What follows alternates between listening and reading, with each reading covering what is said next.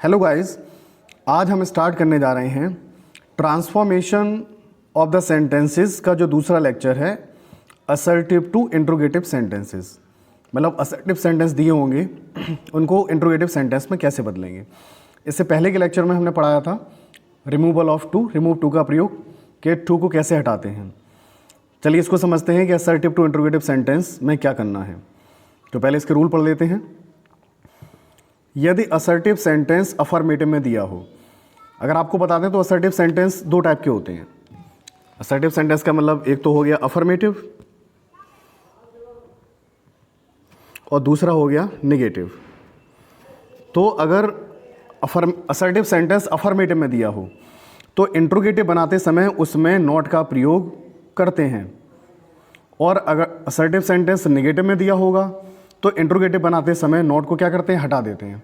वही सीधा सा कंसेप्ट है। नोट अगर लगा है तो उसे हटा देना है और नहीं लगा है तो लगा देना है। बहुत ही बेसिक कंसेप्ट। जैसे सेंटेंस दिया एग्जाम्पल के थ्रू देखो, M K Gandhi is our national father. Mahatma Gandhi हमारे राष्ट्रपिता हैं। इंट्रोगेटिव फॉर्म में क्या किया हमने, हेल्पिंग वर्ब को हम सबसे पहले ले आए। इस हेल्पिंग वर्ब दी है, इसे सबसे पहले ले आए। अब Mahatma Gandhi is our national father, इसमें नोट का नेगेटिव सेंटेंस नहीं दिया, अफर्मेटिव में दिया। अब इंट्रोगेटिव बनाएंगे तो इसमें नोट लगा देंगे।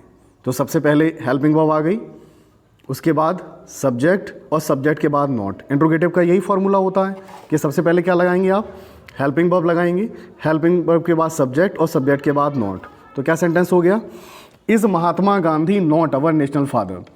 तो हमने ट्रांसफॉर्मेशन में आपको पहले ही बताया इससे कि ट्रांसफॉर्मेशन का मीन क्या होता है कि सेंटेंस का रूप बदलना है हमें, लेकिन उसका मीन चेंज नहीं हो पाए। तो इसका मीन भी चेंज नहीं हो रहा है। अब अर्थ निकालो, M K Gandhi is our national father.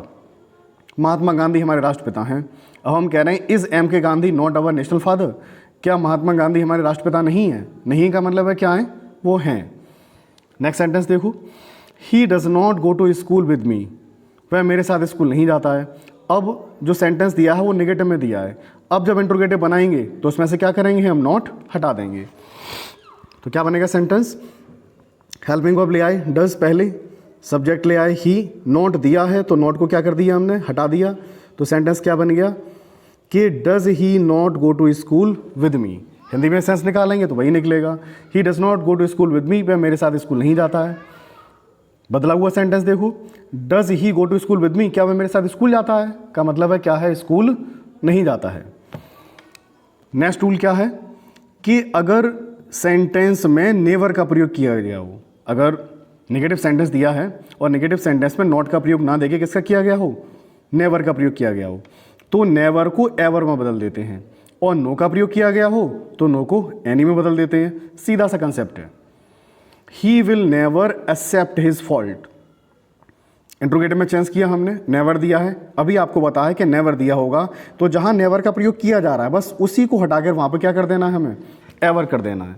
तो क्या हो गया, will he ever accept his fault. अगला sentence, no one knows you there.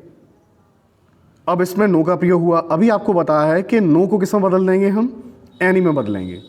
ठीक है, तो सेंटेंस कौन सा है, ये सेंटेंस है आपका no one knows you there, यानी फर्स्ट फॉर्म में एस आई एस का प्रयोग किया जा रहा है, का मतलब प्रेजेंट इंडेफिनिट का टेंस है। और प्रेजेंट इंडेफिनिट का जब इंट्रोगेटिव बनाएंगे तो इंट्रोगेटिव बनाने के लिए हेल्पिंग वर्ब क्या आ जाएगी इसमें, डज। तो डज एनीवन, ठीक है। अब नो, पहले से नो का सेंस आ रहा है तो हमें यहाँ पर नोट को नहीं लिखना है, हटाना है, और नो को किसमें बदल देना है, एनी में। तो does anyone know you there. I hope आपको ये समझ में आ रहा होगा इतना। आगे देखते हैं। असर्टिव सेंटेंस में यदि एवरीबॉडी दिया हो तो उसे हु की सहायता से भी बना सकते हैं। कहने का मतलब है जो ऊपर रूल मैंने बताया आपको उससे तो बन ही जाएंगे, आप उसमें हु का प्रयोग करके भी उसको बना सकते हैं। सेंटेंस दिया है everybody wants to get success. हर कोई सफलता प्राप्त करना चाहता है। अब जो जनरली जैसे आप बनाते आए वैसे बना लेंगे। एवरीबॉडी वांट्स, वांट्स जैसे ही आपने देखा क्लियर हो गया, प्रेजेंट डेफिनेट का है। ठीक है, तो क्या लगा दिया हमने, डज। सिंगुलर नाउन के लिए क्या लगाते हैं हम, डज। तो डज एवरीबॉडी नॉट। अब यहाँ पे नॉट नहीं दिया था सेंटेंस में, everybody wants to get success, तो नॉट हमने क्या किया, लगाना पड़ेगा। तो does everybody not want to get success, अगर आप हिंदी में अर्थ निकालेंगे तो वो सेम निकल कर आएगा कि does everybody not want to get success, क्या हर कोई सफलता प्राप्त करना नहीं चाहता है, क्या मतलब है सब लोग चाहते हैं, तो सेंस नहीं बदल रहा है इसमें। हु से कैसे बनाएंगे, आप हु सबसे पहले लगा दो, who does not want to get success. अब हु के बाद में डायरेक्ट हम डज नॉट ले आए, अगर प्लूरल नंबर होता तो यहाँ पे डू नॉट हो जाता। और हु वाक्य में क्या रहता है हमेशा, ये आपको ध्यान में रखना है कि हु वाक्य में हमेशा सब्जेक्ट रहता है। तो सेंस निकालेंगे तो भी निकलेगा क्या, who does not want to get success, सफलता प्राप्त करना कौन नहीं चाहता है, का मतलब है सब लोग चाहते हैं। अच्छा गाइस, कभी कभी एग्जाम में क्या है कि जस्ट इसका उल्टा भी पूछ सकते हैं आपसे, यानी जो हम आप सीख रहे हैं असर्टिव टू इंट्रोगेटिव सेंटेंस बनाना, और आपसे ये पूछें वो कि इंट्रोगेटिव दे दें और कह दिया जाए कि इसे असर्टिव में बदलना है, तो बहुत ही आसान है, जस्ट इसका उल्टा कर देंगे। सेंटेंस आपको लिखा हुआ मिलेगा इस तरीके से कि is M K Gandhi not our national father, तो आपको मालूम है कि इंट्रोगेटिव सेंटेंस में नोट लगा है, तो जब हम पॉजिटिव बनाएंगे तो क्या करेंगे, नोट हटा देंगे, और बनाने के लिए क्या करेंगे, सब्जेक्ट पहले ले आएंगे। तो एम के गांधी सब्जेक्ट बना देंगे, तो सबसे पहले क्या आ जाएगा, एम के गांधी, और उसके बाद क्या आ जाएगा, इज़ के M K Gandhi is our national father. Sentence क्या बनेगा, तो इसमें नोट इंट्रोगेटिव में नोट दिया है तो सिंपल सेंटेंस बनाएंगे तो क्या करेंगे, नोट हटा देंगे।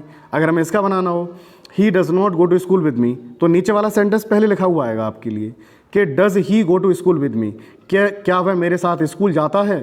तो जब ये वाला सेंटेंस आपने देखा कि does he go to school with me और कह दिया जाए इस वाले को सिंपल में बनाना है, तो जस्ट उल्टा कर दो, ही दिया है, ही को सब्जेक्ट मान लिया आपने।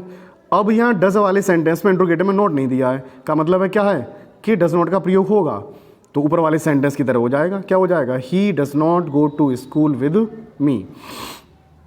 बाकी के रूल सेम रहेंगे, कुछ एडिशनल रूल हैं जो अपोजिट वाले हैं, उनको देखते हैं अभी। कुछ एडिशनल रूल इस प्रकार हैं कि यदि इंट्रोगेटिव सेंटेंस व्हाट इफ या व्हाट दो से प्रारंभ हो, तो जब इनका असर्टिव बनाएंगे हम तो इसे इट डज नॉट मैटर में बदल देते हैं। सेंटेंस दिया है what if you did not go with me, क्या हुआ, you did not go with me, तो मेरे साथ नहीं जाओगे तो क्या होगा, तो कह रहे हैं इट डजेंट मैटर, कोई फ़र्क नहीं पड़ता है, if you did not go with me, ये तो मेरे साथ नहीं गए, कोई फ़र्क नहीं पड़ता है। तो मतलब वही रहा, अगर सेंटेंस में इस तरीके से आ जाता है कि व्हाट इफ़ का प्रयोग किया जा रहा हो या किससे किया जा रहा हो, व्हाट दो का प्रयोग किया जा रहा हो, तो उसे किस में बदल देंगे, इट डज नॉट मैटर में बदल देंगे, और बाकी का सेंटेंस वैसे ही रहेगा। नेक्स्ट रूल, यदि इंट्रोगेटिव वाक्य की शुरुआत वाई वेस्ट टाइम से हो तो इसे extremely, it is extremely foolish में बदल देते हैं।